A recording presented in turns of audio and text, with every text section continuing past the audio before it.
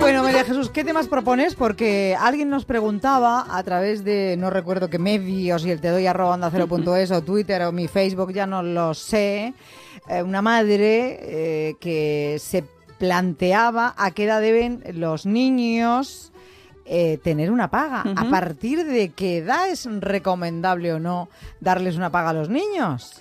Bueno, este es un tema que tarde o temprano, la verdad es que lo tienen todos los padres y convendría entonces que lo situásemos un poco. Si muchos padres se plantean, a ver, ¿qué es mejor? ¿Le damos una paga? ¿Le pagamos los gastos? ¿Lo hacemos un poquito a demanda según lo vayan necesitando? Bueno, cuando los niños son pequeños tenemos que tener claro que no hay paga, en ese sentido.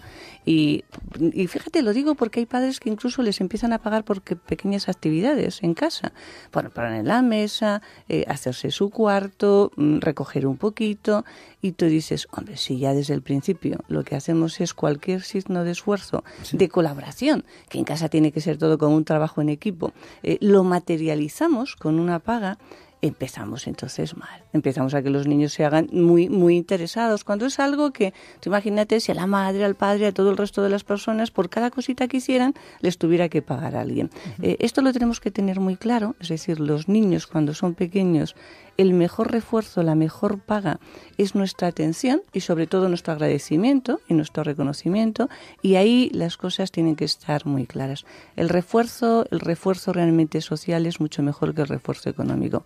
Pero sin embargo, tenemos que ver qué hacemos cuando llegan, por ejemplo, a preadolescentes o adolescentes, donde ahí ya prácticamente es un clamor, el que tenemos y una realidad a veces complicada. Bueno, aquí decíamos que los padres piensan desde, bueno, les pagamos lo que nos piden, para lo que necesiten, lo que sería demanda, les pagamos solo algunas cosas a criterio de los padres, les damos una paga y que ellos se autogestionen casi todos los gastos, o incluso la cuarta opción es, bueno, que tengan adjudicado una paga y se le paguen determinados gastos extras de todas formas. Bueno, desde la psicología lo tenemos muy claro, es decir, cuando llega la preadolescencia, adolescencia, lo mejor es una paga. ¿Por qué? Porque en cualquiera de los casos le vamos a dar dinero de una u otra forma y lo mejor es que sepamos qué cantidad exacta les asignamos. Es preferible además que ellos sepan también de antemano lo que van a tener y que entonces aprendan un poco a coger y controlarse, ¿no? Y aprendan a dar un sentido a ese valor que tiene el dinero. Incluso les ayuda a controlar esos impulsos, ¿no? Y esos impulsos de lo que quieren todo e inevitablemente lo quieren ya. Les aporta cierta capacidad para demostrar responsabilidad, incluso para poder empezar a ahorrar, y necesitan, eso sí, conseguir un autocontrol para demorar las gratificaciones. Es decir, las cosas no se pueden querer siempre cuando uno quiere y en el momento presente. Esto es imposible y los adolescentes y preadolescentes les vendría muy bien. Claro, la gran pregunta es ¿cuánto les pagamos en realidad, ¿no? ¿Cuánto les damos? Bueno, aquí siempre decimos que, a ver, necesitamos que los hijos aterricen. Los padres a veces lo han vivido mal, o han tenido experiencias que quieren como compensar a los hijos desde el principio, que a mi hijo no le falte de nada, y se van a un extremo muy contraproducente. Es decir, las cosas cuesta ganarlas, y esto es un principio que deben de tener muy claro los niños. Si además la familia, imagínate, lo está pasando mal a nivel económico, por las circunstancias que sean, hay muchas familias que realmente lo están pasando mal, es importante que los críos lo perciban y se den cuenta que tienen que colaborar. Bueno, ¿cuánto es conveniente? Pues aquí hay varios criterios. El más importante es el sentido común, que lo hemos dicho siempre. Después, el poder adquisitivo de la familia, que también es importante. El entorno en el que el chico o la chica se mueve. Y la comparación con otros chicos, chicas de su edad, que en esto también seamos muy claros. Ellos siempre se comparan con los que más tienen, con los que más tarde les dejan salir. Mucho cuidado ahí que nos metan un pequeño gol, ¿no? Pero si analizamos esas cosas desde el sentido común, en función de cómo es el hijo, la edad que tiene, las actividades que frecuenta, siempre con moderación, esto es importante, les vamos a dar una paga que no suponga un exceso de dinero para que le permita hacer actividades que en principio a veces no son lógicas hasta edades muy posteriores. Esto es importante. Cuanto más dinero les demos, más dificultades vamos a tener. Sí, más acceso van a tener a determinadas cosas para las que a lo mejor aún no están preparados. Y bajándome al terreno, dice, si hablamos de preadolescentes, ¿qué vamos a hacer? bueno, pues una paga tendría que cubrir un poco pues algunas cosas como el cine, si es que van a ir, algunos caprichillos, un poquito de ahorro. ¿Cuánto puede estar? Sabiendo que la ropa y los demás son aparte, en torno de unos 10 euros a la semana, preadolescentes. ¿En qué, a ver, edades? Porque como preadolescentes dicen, que se avanza tanto, que se está adelantando tanto la preadolescencia. Claro, vamos a decir que desde los 11, 12, 13 años, más o menos. Vale, antes he entendido que no hay que darles paga, antes no hay que darles porque paga. Resulta que según un informe que se ha publicado de la Universidad de Murcia, pues entre los 6 y los 12 años hay un porcentaje, la mitad de los encuestados recibían una retribución de forma periódica entre 6 y 12 años. Lo cual es una barbaridad. Es decir, no tiene ningún sentido. Un niño de 6 años no tiene aún esa capacidad de control y lo que les enseñamos es que tengo algo, normalmente a cambio de casi nada, sin saber exactamente cuál es el valor. Y les estamos acostumbrando mal. Es decir, en esas edades normalmente cuando necesitan algo, los padres se lo satisfacen en la medida que es razonable. Claro, coger a los niños y empezar a darles ya dinero ahí es como si el dinero lo pusieras en el número 1 de los intereses que van a tener. Pero es que realmente es así, el dinero es de lo que más se habla es de dinero en la vida, en esta vida. Y los padres dicen, bueno, les das un poquito y tal, y no son como muy conscientes, ¿no? Bien, una vez que son adolescentes, digamos que ya a partir de esos 13, 14 años sobre todo, necesitarían como el doble. Es decir, ahí lo medio, la media estaría en torno a como unos 20 euros, con un máximo de 35 en situaciones un poquito extremas. Con ese dinero tendrían para salir el fin de semana, para poder ahorrar, para ver un poquito en qué lo gastan. Y recordemos que en ese dinero tenemos que quitar la recarga del móvil, que ya es una paga. Y que hay niños, claro, porque hay niños que a veces... Vamos, si hablamos de gastos... Es un auténtico dineral. Por favor. Entonces dices, no, oye, tú no has venido a casa aquí, no has nacido con un pan debajo del brazo, pero tampoco con una carga de voz, que tengamos que coger y pagar directamente los padres. Es decir, en definitiva, ¿qué tenemos que hacer? Inculcarles la importancia del esfuerzo. ¿Les podemos pagar en función de cómo se porten? Claro que sí. Es decir, cuando tú tienes un adolescente sí que le puedes decir, oye, para recibir tu paga, igual que yo trabajo y me dan una paga, tú tendrás que hacer estas cosas. Tendrás que portarte bien, tendrás que hacer tus deberes, tendrás que llevar una conducta apropiada en casa y a partir de ahí vemos cómo hacemos y vemos sobre todo cómo tú aprendas a gestionarte. Igual que los adultos lo tienen que hacer, los críos también, y a pesar de que la situación económica sea muy buena, que nunca despilfarren, por favor. Esto es un principio fundamental. Bueno, a mí me sorprendió, no sé a ti, María Jesús, cuando entró una llamada desde Barcelona y empezó a decir todo lo mal que lo estaban pasando anímicamente, emocionalmente, en cuanto a estrés, en cuanto a tensión por el tema catalán, y yo pensé, se habrán equivocado, se han adelantado al patio, a cómo está el patio, y no, resulta que no, que llamaban a ti para preguntarte, es que lo estamos pasando fatal, estamos somatizando con los compañeros de trabajo, el ambiente, etcétera. De hecho, yo conozco una pareja que han discutido esta semana con motivo de lo que pasó el día 1, es decir... pero para hablar con niños delante, los niños, ¿cuánto hay que hablarles de política a los niños? Aparte que los oyentes pregunten sobre los temas que deseen, 914262599. No estamos proponiendo un tema en concreto o dos temas en concreto, que pregunten sobre lo que necesiten, pero no sé si es oportuno, ¿no te parece? Fíjate, este jueves teníamos una cena de un grupo de psicólogos, entre los cuales los que había un psicólogo del Colegio de Psicólogos de Cataluña, y nos comentaba directamente lo que se está viviendo allí. Y desde la psicología, en ese aspecto, estábamos muy preocupados. ¿En qué sentido? A ver, a los niños no les puedes obviar la realidad que están viviendo. Y desde muy pequeñitos, en función de lo que ellos pueden entender y comprender, hay que intentar razonárselo. El problema es cuando les quitamos la infancia. El problema es cuando les quitamos a las familias la posibilidad de que sean ellos los garantes de la educación de sus hijos. Es decir, nosotros pensamos que la familia en casa, y esos primeros años son fundamentales, son los que dicen el tipo de educación que quieren para sus hijos. La familia.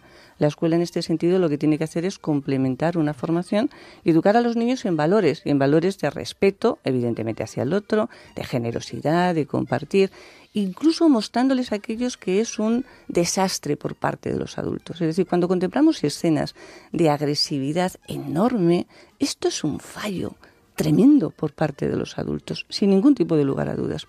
Cuando queremos meter a los niños en esto, es una canallada. Es decir, no podemos utilizar a los niños, por Dios. Es decir, en casa les tenemos que ir explicando lo que hay. Sí, incluso diciéndoles, fíjate, es una pena, los adultos nunca deberían de llegar a este tipo de confrontación.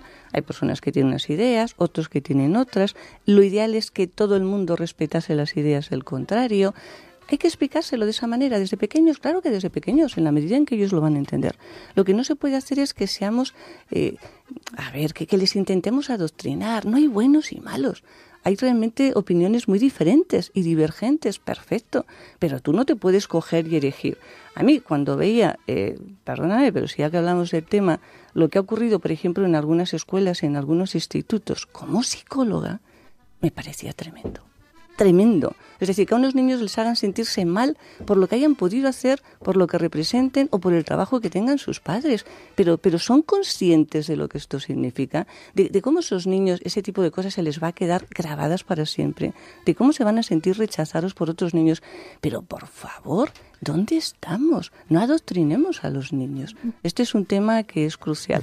Es delicado, pero es crucial. Este psicólogo nos decía, María Jesús, les estamos quitando la infancia a los niños en Cataluña. Estamos intentando instrumentalizarlos. Esto siempre será un gran error. María, buenos días, 914262599. Hola, buenos días. La escuchamos, adelante. Buenos días, María. Pues yo quería preguntar si existen tratamientos para las personas que, porque a mí me ha limitado mucho en la vida, pues siempre el temor a sonrojarme, porque lo hago con mucha facilidad. Y cuando sé que me va a pasar, pues siempre evito hacer esas cosas que me voy a ver comprometida por eso. Pues y he consultado a veces a psicólogos y siempre pues como que lo relativizan, me dicen no hay que darle importancia, no pasa nada, pero vamos... Pero tú lo pasas fatal, María. Sí, claro. Sí. Pues si lo pasas fatal tiene importancia.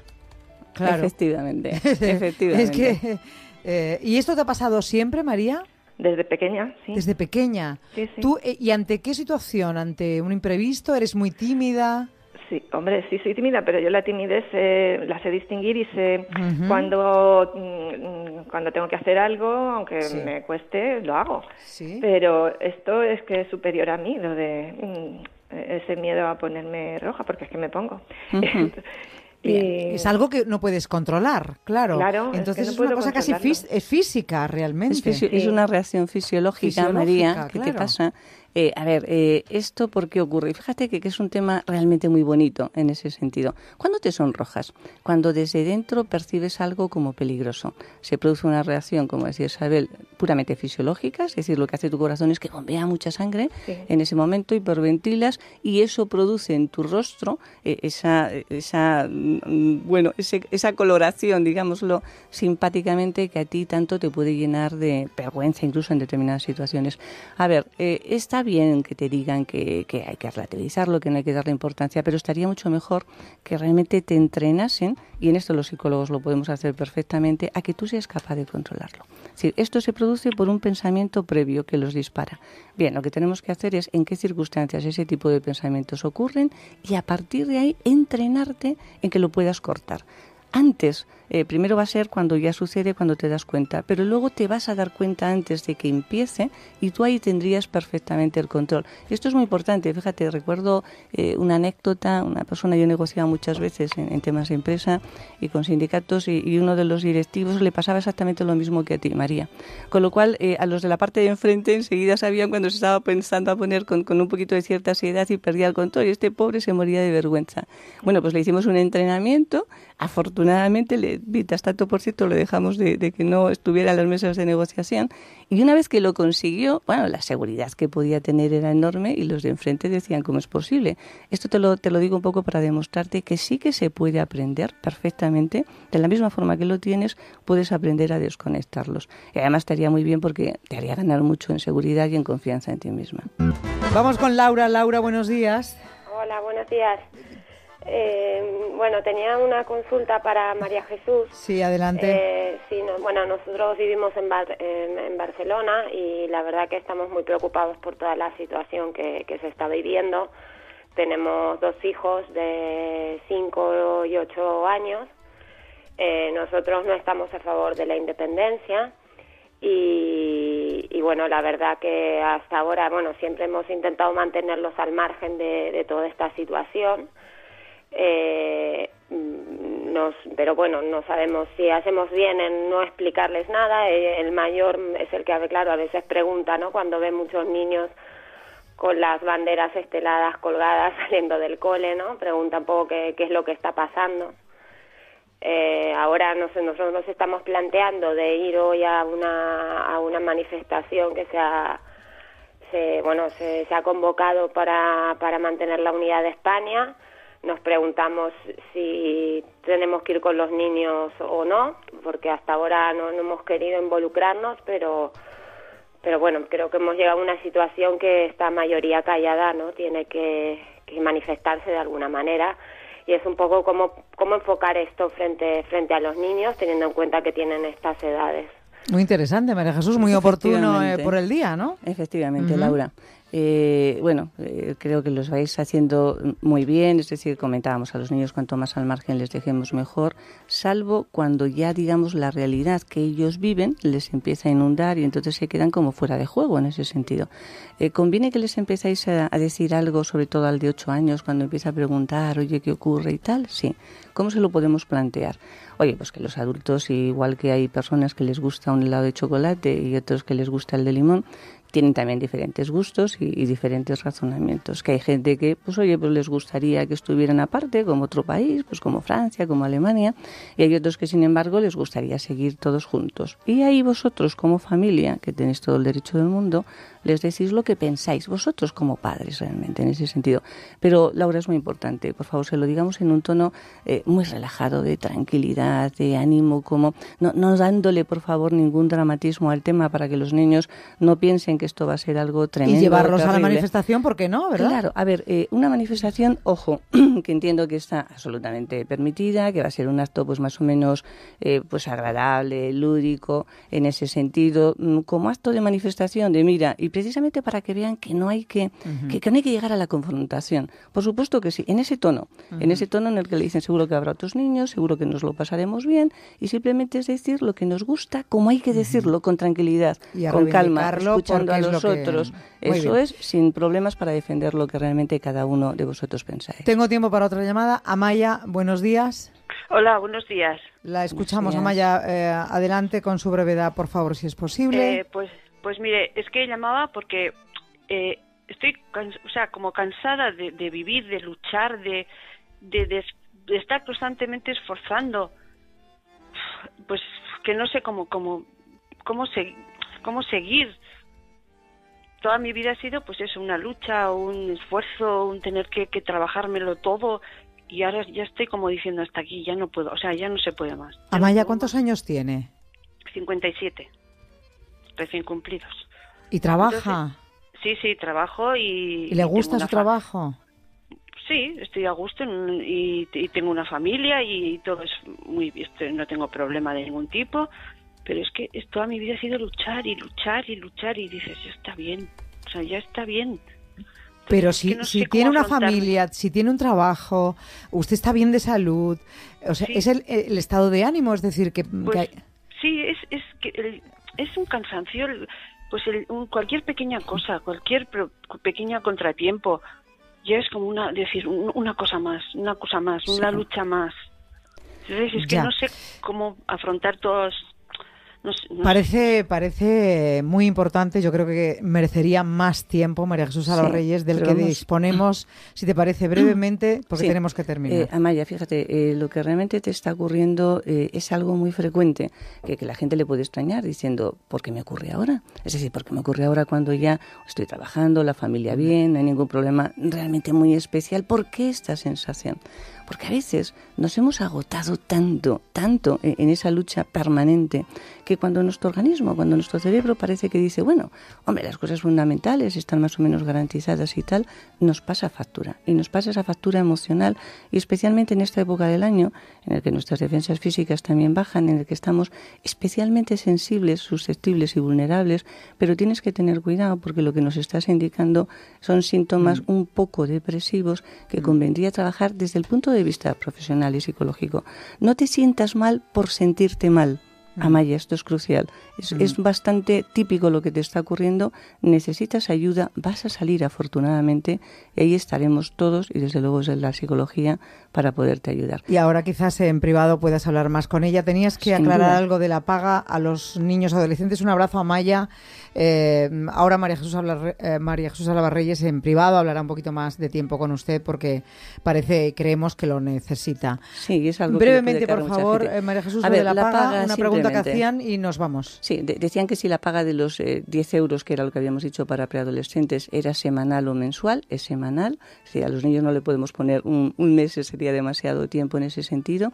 Y finalmente que la paga, tengamos muy claro que les va a ayudar a tomar decisiones. Pero para eso los padres os tenéis que mantener firmes. Es decir, tienen que aprender a administrar correctamente el dinero, les tenemos que enseñar que no pueden vivir por encima de sus posibilidades, no fomentemos que digan que no pueden permitirse tal cosa, que se sientan víctimas. Recordemos que se trata de valorar lo que se tiene, de luchar por lo que se quiere conseguir y de no frustrarse por lo que no se tiene o no se consigue. La frustración no proporciona resultados, el esfuerzo sí.